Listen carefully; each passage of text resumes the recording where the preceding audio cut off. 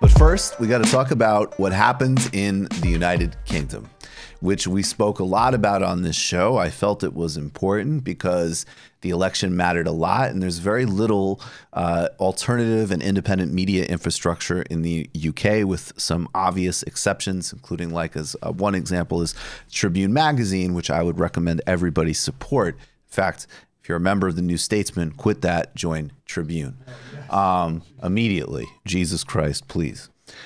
It was always going to be an uphill battle. Jeremy Corbyn had very, very, very negative ratings with the public. The polls always showed the Tories winning. The question was how much could the margin be cut? Could it be cut enough to deny a Tory majority? And of course, the answer is the following. It was a disaster. Boris Johnson now has a 78-seat majority to impose his agenda. Labour lost 59 seats. And the most important aspect of the loss was Labour's losing its long-standing base in the north of England.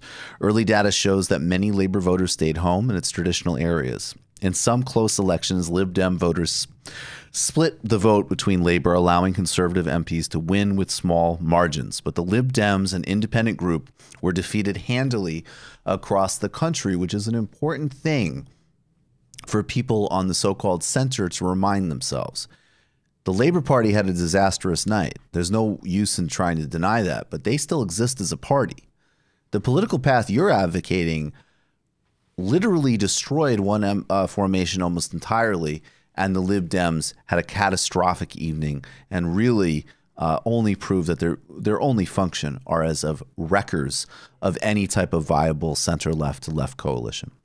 Now, we need to be real about how this happened from the Labour side, and also, I think, much more strategic and intelligent about understanding what Boris Johnson did. It's not enough to just call him another Trump or a fascist or any of these types of things. And I think the reason that we need to be more precise and not just kind of throw around verbiage is because we need to actually beat these people. We need to actually have a strategy to confront them. And we need to think critically about how they were able to pull off what they pulled off. But first, let's talk about the problems inside Labour. Are we all good? Okay. Brexit undoubtedly made the election incredibly difficult. However, and we're still seeing polling coming out of this election that we need to determine exactly why people stayed home. There's things that might even be more disturbing for those of us that want to push a progressive liberatory agenda, particularly in the United Kingdom. Some polls indicated that traditional Labour voters didn't believe the math added up, as an example, on the Labour Party manifesto. Others have emphasized the fact that there wasn't a clear, coherent message as there was in 2017. There wasn't a great slogan like the many, not the few, that encapsulated a policy manifesto. It was a bunch of promises across a wide range of policies, most of which were individually popular, all of which were absolutely necessary and also scored out and legitimate, but the media obviously was dishonest about it. But the other thing that we can't get around is Brexit. And I think at this point, we have to really seriously ask ourselves whether or not the Labour Party capitulating to the liberal consensus on Brexit was a major tactical and strategic mistake. I want to be clear that I'm setting aside whether or not Brexit was the right call. I think there's a great left case against the European Union, but it was not the case that was running the Brexit campaign, and it is certainly not the Singapore-Dubai model that the Tories want to implement on the UK. Is not what the left was talking about. However, Brexit passed, and opinion polls never showed that people had been flipped on it. Chances are, if people voted again, it would pass again. That is a very high likelihood. In 2017, among other things that the Labour Party did, including putting out another great aggressive manifesto and going to the streets, was say, look, this is the vote. We're going to respect it, and we're going to fight for the best deal possible. But we are going to respect the vote.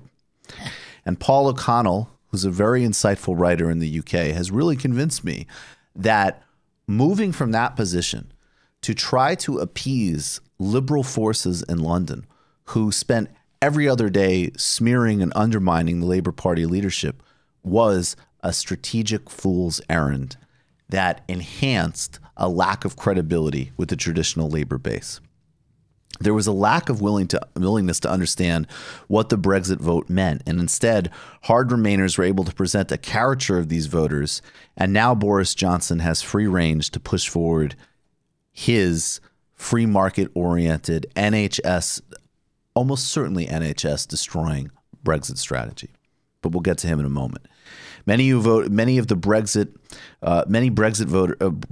voters who voted Labour traditionally claimed their vote was to regain control over their own lives. After Thatcher and then Blair's continuation of Thatcher's policies, who can blame them? The failure to speak out on this and recognize this was a huge blunder that Johnson used to his advantage. And this is another thing that Rory Burton-Shaw has pointed out, that the policy set was right in terms of what Labour was putting on the table, but they were not able to rebuild an organic relationship with core voting constituencies.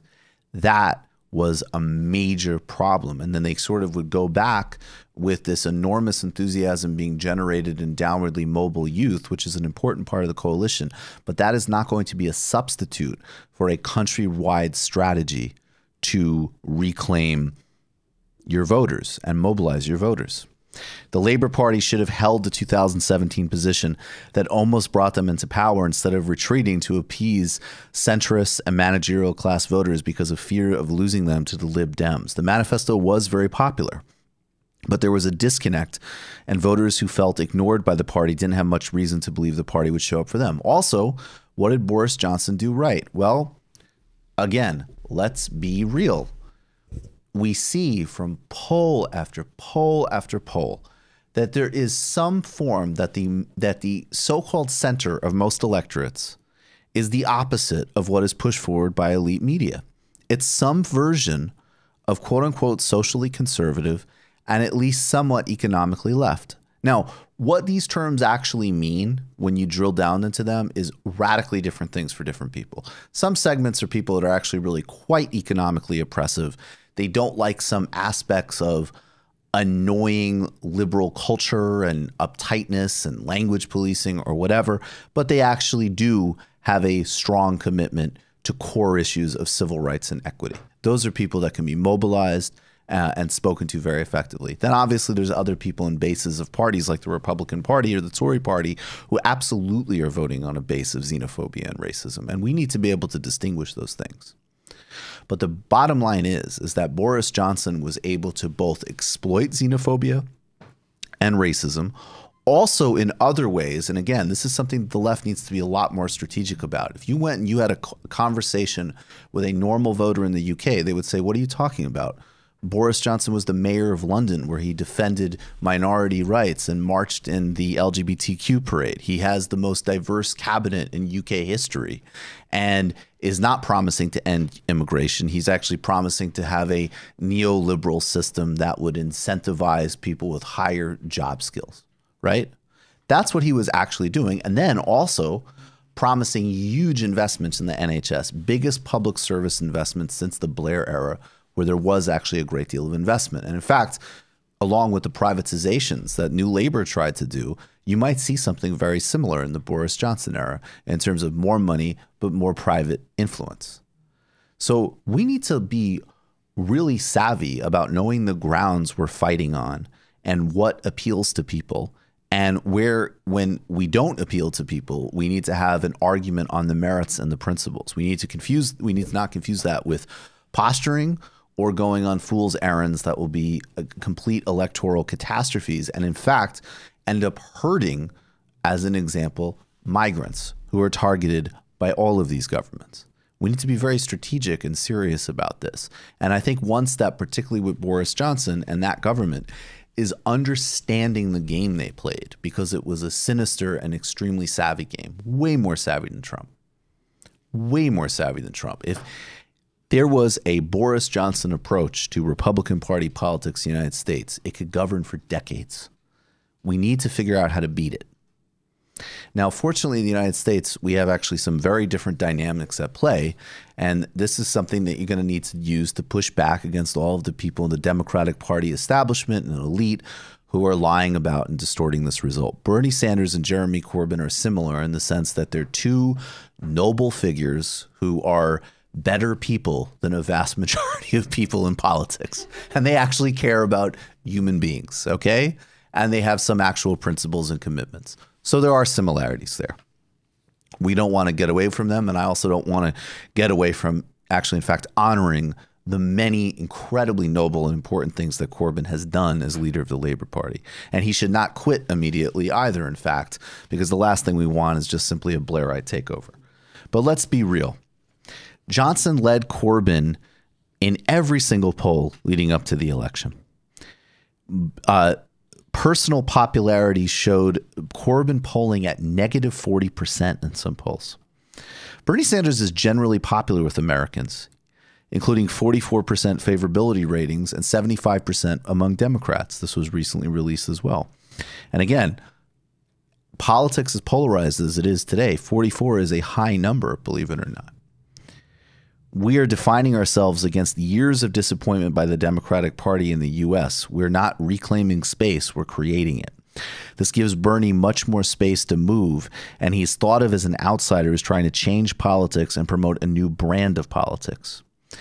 There will be similarities in terms of facing a uniformly hostile oligarchy in media that will be relentlessly biased against Bernie, and you're already actually seeing the attempt to do the anti-Semitism thing against the possibly first Jewish president of the United States, which is an incredible piece of jujitsu and would be funny if it wasn't so disgusting, but watch out for it. And you can't give these people an inch on anything across the board. If you're going to endorse Cenk, keep the endorsement and defend Linda Sarsour, because any of these moves, any of these capitulations is weakness that will just be exploited for further gain. You have to plant your flag in the ground and fight it clearly and vigorously. We need to be prepared to hit back hard on every front. And I think another advantage the United States has is a much broader independent media, which we are actually a very important part of in terms of pushing back against the overall sort of propaganda operation. And then dwarfing all of that is grassroots organizing, ground game, in a way that directly translates to real people's material needs in every circumstance across the country. If you are knocking in Iowa or Brooklyn or Alabama or New Jersey, people are going to be asking about housing, healthcare, and other issues like that. And you can put forward very clearly that Bernie Sanders is the superior choice on every. He also polls well against Donald Trump. And that's another major, major difference. We can't forget our base. Bernie's message is popular with a broad multiracial working class coalition, and we need to continue to grow that coalition and not worrying about appeasing professional managerial types. And again, for people who get touchy about this, yes, we're all part of that. If you're listening to this, you might very well be part of that class, but there is an ethos and there is a certain set of political neurosis that can't be appeased because ironically, it will just lose. I would be the first person to tell you if I thought that there was a conflict between the most desirable candidate to be elected and what could actually win. I think we need to be intellectually honest about this. I think in the United States, we're in an interesting position where the best candidate on the merits is actually either the first or second best candidate to take on and defeat Donald Trump. So you see a lot of people who discourse this pragmatism going out of their way to back candidates that I am legitimately petrified would be destroyed by Donald Trump. And I say this as somebody who takes beating Donald Trump incredibly seriously. And I will not be playing about, oh no, another 4 years of having fucking Nazis at the Homeland Security Department or wherever else is actually good for us. It's not. And it's not good for the most vulnerable people either. But we need to be real with actual reality in order to confront it and change it. And that's what we can learn from the UK moving forward in all of our political endeavors. Do you guys have anything you want to add to that? Yeah, I actually would really like to, say that people like Grace Blakely and Paul O'Connell have been, fighting an uphill battle for the past couple of years, and they've been really unfairly attacked by a lot of people, and just like, ultimate solidarity for them for pointing out something that they thought was true turned out to be true. Yeah, absolutely. And I think that should be acknowledged. You're right. But but the thing is, like, we can still learn from that message. Like, Brexit was something that the Labour Party and like the left in general sort of like did not take advantage of, trying to fill that space of what that meant, and they allowed the right wing to do it, and they allowed like the centrists also to characterize it as something, rather than as something that could be a potential opportunity, because it's going to happen now, right? So it's like they need to prepare, and there needs to be a plan for how we're going to deal with that reality. But I would just like to add one important thing about the working class, because we're going to be hearing that, there's so many people talking about like, what is the working class in the UK? And that's going to be the big question going forward. People on our side, first of all, the centrists, the center left, they take those people for granted constantly. And we're seeing that revolt happening across the globe. People on our side, too, have a very difficult time recognizing that the fact that the working class is a very important category of socialism, but it also is not a ready-made political category. It's filled with lots of different contradictions, lots of different movements, lots of different opinions. So when we're seeing that there's a conflict within working class movements, for example, some people in certain parts of the UK, wanting to remain and others wanting to leave, we shouldn't say, oh, well, these people are voting against their interests. We should rather say, why is the interest of this group this? How can we deal with that? And what's the way to go forward? Instead of just trying to talk down to people and say something like, oh, well, you don't know what's best for you, I do. That's not a way to build a coalition. It's also not a very Marxist or theoretical way to look at the world. The world is riddled with contradictions, and the duty of our political position is actually to be able to work through those contradictions, not just expect the world to be some kind of ready-made instrument that we're going to be able to pick up for the mantle of socialism. Yeah, I mean, I think you're 100% right. And I think disaggregating between when you have to accept that a broader part of a coalition disagrees with you is one thing, is separate from trying to impose a small set of cultural manners and preferences, which is not even politics, on a whole block of people is another thing, and innately a problem, is a totally different thing from, all right, we're 1 in 99, but this might be a matter of principle that we have to just stand on and fight whatever may. Those three things are conflated in left politics constantly in a disastrous and delusional way. Those are really different things. So Brexit passed. What's a left strategy for Brexit, even if you think it's the wrong call, is the thoughtful, strategic, and non-arrogant way of approaching it. And distinguish, and then the other two categories, and then there's like, oh, but I'm going to force the people in the Middle England to have my habits, my beliefs, my social attitudes. No, and then that is totally different than if there's a broad coalescing on certain just simply inhumane and vicious migration policies, we will fight them, even if that is unpopular. And those are three different lanes, and you need to know what lane you're fighting on and talking about, and not confuse those two things of power politics, where you win some and lose some, cultural values and attitudes that are just yours. They're not there for, nobody should be colonizing other people with that. Everybody should actually be a lot more free and a lot more open and a lot more, I hate to use the word, libertarian, frankly, in a way. And then the third point, when you have to, battle on the merits. Those are three different things. I really want to underline that. Yeah, and I just wanted to hit really quickly and say, another group that we have to hit too are like the idiotic position that the solution out of this is some kind of merging of like right-wing social conservatism and like racism with economic politics, like the blue labor people, that kind of movement. That is not like what we're talking about either. It's not what we're talking about. That's definitely not what we're talking about. Although I will say I'm very wary now when I see, so I read enough of the blue labor thing to know that that's not what we're talking about. But I also know that any single person, including like a Mark Blythe, who says a lot of people identify on some level with the nation state, that's going to get back into the objectively true, and you got to deal with the category. Because I'm not going to spend the next 50 years while the world is run by these people going, you just really need to give that. I mean, I'm sorry, it's just not reality. It's not what it is. You have to cultivate internationalism, but you also have to deal with a lot of things that, people might find meaningful, and you have to figure out a positive mechanism for them, because we're not going to skip over that. I don't see it. And I'm serious about actually winning. You have to build that consciousness too, not just expect it from people.